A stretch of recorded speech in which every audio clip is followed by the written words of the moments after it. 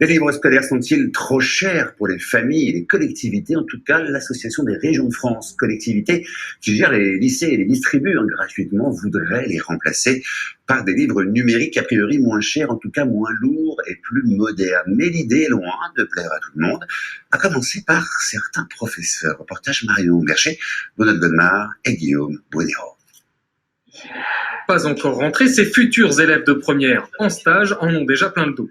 Parce que c'est assez embêtant de transporter tous les manuels scolaires tous les jours, et lourd, et puis c'est assez agaçant. C'est les sacs à dos qui sont déjà très lourds, enfin en tout cas beaucoup d'élèves pensent.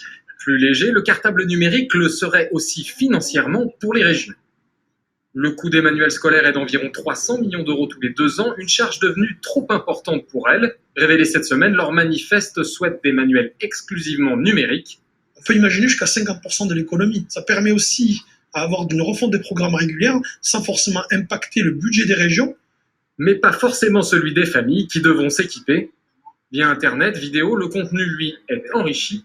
L'offre existe, les éditeurs sont prêts, mais ils restent sceptiques. Pourquoi? Parce que quand on passe au 100% numérique, il faut équiper les élèves en matériel, il faut équiper les établissements, il faut faire de la maintenance.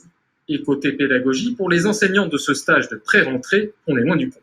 Donc je pense que c'est un outil pédagogique de plus, mais qui ne doit pas être un remplacement de l'outil livre. Car lui aussi a son lot de désagréments. Par exemple, la fatigue oculaire, les problèmes de mémoire, on risque d'avoir des élèves qui consomment. Sans compter les risques de vol, de perte ou de bug.